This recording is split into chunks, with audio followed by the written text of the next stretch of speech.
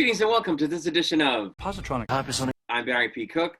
I'm here to review the latest episode of Superman and Lois. It was called The Lies That Bind, and it starts off with the aftermath of Superman revealing, that he's Clark or vice versa to Lana, at which point she asks two really great questions. One being, how did I not know you were Superman? How did nobody else figure it out? And I'm like, yeah, good question. They've been asking one of them for like 80 years. And the other one I've been asking since day one of this show when they explained that you guys dated. And it's like, did you never see him without his glasses? Like, was there never any hanky-panky, or did he leave them on? And, how did you not know? Once Superman became a thing, how did you not go, hey, that's Clark? And his answer is, well, people see what they want to see. So, yeah, I don't know if I'm buying that, but it was kind of funny. Anyway, the conversation they have here, she says, why didn't you come back for me? He says, I did. You were with Kyle, and we saw that in like the premiere. And man, I really wish he had come back sooner so that he could have gotten with Lana. She's freaking devastated, which I hate because I love this character. She's very well done, very well written. The acting is great. The actress is gorgeous. Like, stupid Clark, Anyway, she's not talking to him now, which is like, really? Like, okay, not good. Anyway, Jonathan almost spills the beans when he's confronted by the other athletes for getting the football season canceled. Superman visits John L., and it looks like he's shaving again. Tyler Hoechlin, whatever his name is, which is good. You can still kind of see the 5 o'clock shadow, but it's not as heavy. Or maybe it's CG, I don't know, but I like it. I hated 6 o'clock shadow Superman. Anyway, he asks John L. for his help in stopping Allie, but of course he declines and doubles down on supporting her instead. John and General Lane and Superman discuss blowing the portal because they can't seem to destroy the pendant, but Superman objects because it would leave him no way to save the other world. Lana, it turns out, is pissed at Lois, not Clark, over Clark's secret. She says that they're not real friends because Lois never told her, all the while allowing her to really get close to her and, for them to become close, which I guess I can understand.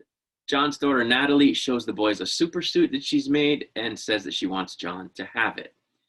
Superman then visits his brother, seeking his help destroying the pendant, and the brother says, Tal-Rho says he wants his brother back. Superman tells him that maybe they can work on that, but he says, it's not you that I have to convince, meaning Lois. And so Clark takes him to see Lois. I'm like, what? Why would he do this? Anyway, this is what he does. As he has before, Tal talks a good game to Lois, and I want to believe him because I think he is good inside. I always have, actually. I thought he was always acting out of pain and not that he was evil. And we know that the other version of himself in the other world actually is a good dude over there and proves that Tal can be normal. So I really hope he's not screwing around this time because he has like twice before, because it would break my heart, but we'll see. John and General Lane are more than apprehensive about bringing him in, but they reluctantly agree that that's what they need to do when Lois basically tells them to like it or lump it. Natalie and the boys go down into the caves looking for XK to power her suit with. And when Jordan uses his powers on one of the cave structures to loosen some of it so they can collect it, some weird stuff goes down. The cave sort of starts to collapse a little bit, and he has to super speed them out of there before they all get crushed. Although he probably wouldn't have, but he goes right through a wall with them or whatever, and they end up leaving behind the bag of X-Kryptonite that they were carrying and collecting the X-Kryptonite in. Sarah and Kyle have a chat, and it seems that he's worried about whether or not Lana is dating someone, and then for some reason he calls his friend lady. We don't know why at that moment. Lois visits Lana at the mayor's office, and she apologizes for being selfish and not telling her the secret, while at the same time building a deep relationship with her, which I guess, makes sense.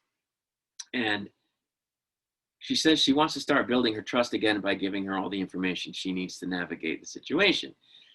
And when Lana says she didn't realize that she had a choice as to how she would navigate the situation, meaning Is she going to tell Sarah? Is she going to tell Kyle? And, you know, and so forth.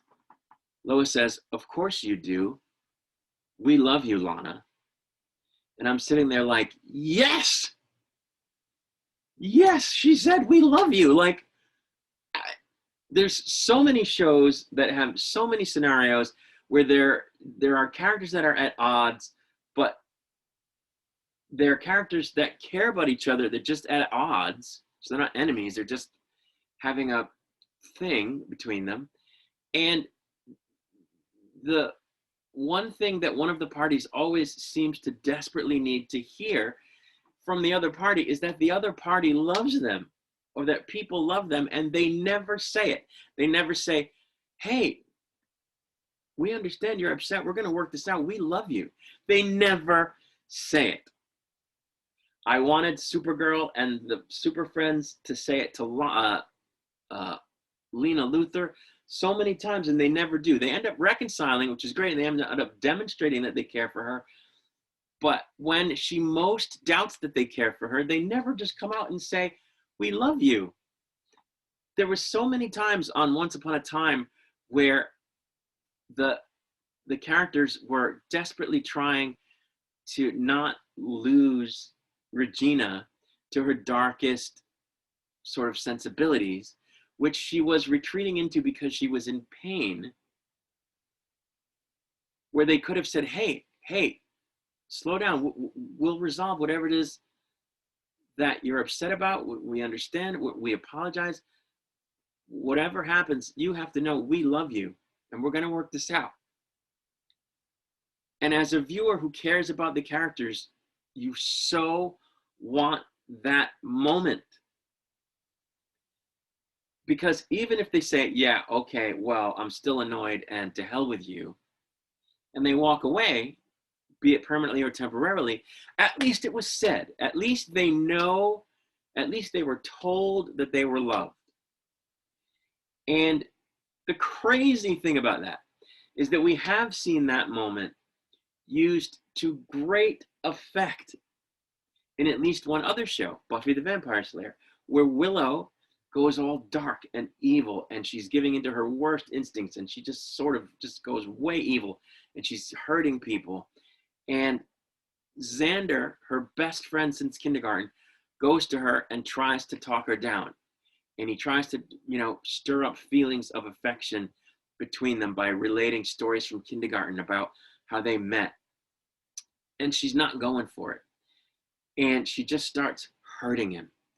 And he says, you can do whatever you want to me. It's not going to change anything. I love you. I've always loved you.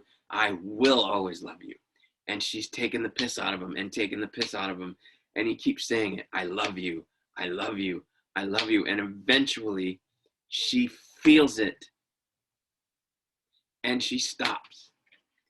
And to me, it's one of the most brilliant moments in television.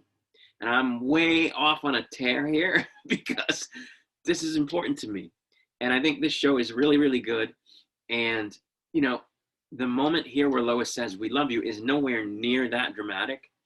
And it's not at anywhere near the kind of precipice where characters have been in other shows where I've wanted someone to say it. But Lois says it. And Lana hears it. And that is worth something in a narrative. And I was just thrilled, if you can't tell, by that particular moment. Anyway, moving on.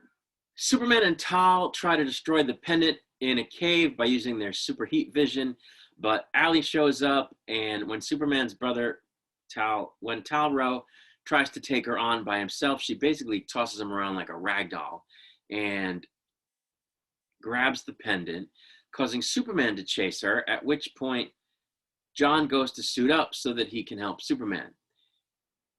And he does manage to whack Allie with his very powerful hammer and send her flying, at which point she lets go of the pendant, but only after draining the crap out of Superman, who did manage to catch the pendant, at which point he and his brother go about destroying it with their heat vision, which Allie, who is now Super Allie, did not like.